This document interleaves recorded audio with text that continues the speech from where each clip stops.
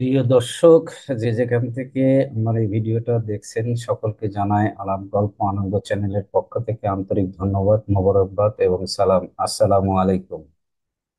আশা করছি সবাই ভালো আছেন, যেখানে আছেন সুস্থ আছেন। আমি অনেকদিন পর আবার আপনাদের সামনে আসলাম। মাঝখানে কিছুদিন একটু অসুস্থ জনিত কারণে কোনো ভিডিও তৈরি করতে পারি নাই।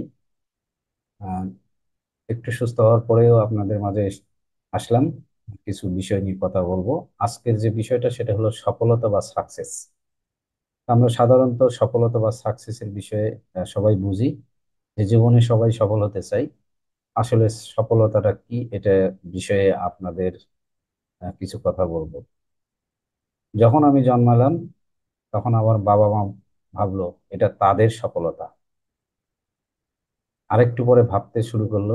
যখন আমি হাঁটতে শিখলাম মনে হলো এটা ওইটার চেয়ে আরেক সফলতা।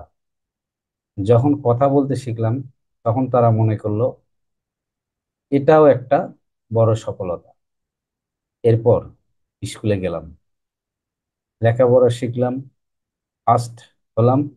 তারা ভাবলো এটাই বোধহয় সবচেয়ে বড় সফলতা।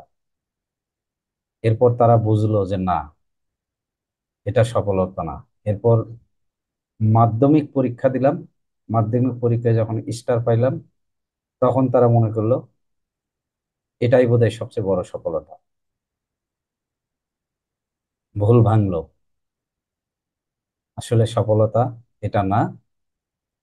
তারা বুঝলো উচ্চ মাধ্যমিকে যদি রেজাল্টটা ধরে রাখতে পারে, অর্থাৎ স্টার পায়, তাহলে সেটাই হবে বড় সফলতা। এখানেই শেষ নয়, তারা আরো কিছু চিন্তা ভাবনা করলো। আসলে এরপর তারা যা ভাবলো যে ভালো সাবজেক্ট নিয়ে ভালো বিশ্ববিদ্যালয়ে চান্স পাওয়াটাই তাদের জন্য বাবা মা হিসেবে সবচেয়ে বড় সফলতা। কিন্তু যখন একজন ছেলে কোনো বিশ্ববিদ্যালয়ে সবচেয়ে ভালো সাবজেক্ট নিয়ে চান্স পায় তখন সে নিজেও কিছুটা বুঝতে পারে। ঠিক সেইভাবেই সেই ছেলেটা বুঝতে পারলো যে শুধুমাত্র বিশ্ববিদ্যালয়ে চান্স পাওয়াটাই বড় সফলতা নয়, সেখান থেকে পাশ করে বের হওয়াটাই বড় সফলতা।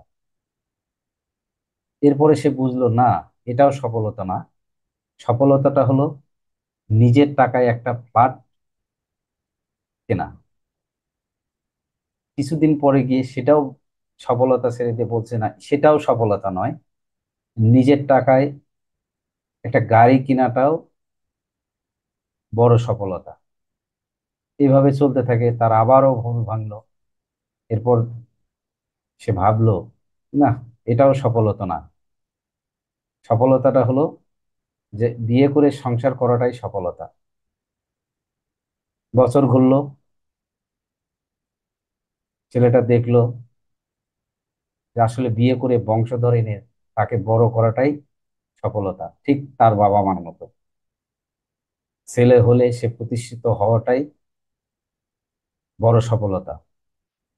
মেয়ে হলে ভালো বাড়িতে বিয়ে দেওয়াটাই বড় সফলতা। এরপর এলো রিটায়ারমেন্ট। অর্থাৎ এই ছেলেটা যে একটা সময় আপনার ভার্সিটি পার করে ভালো একটা চাকরি বাকরি করে বিয়ে করলো, বাড়ি করলো, সংসার করলো, ছেলে হলো মেয়ে হলো, তাদেরকে যখন ইয়ে করলো, এর ফাঁকে তো তার একটা রিটায়ারমেন্ট আসবে।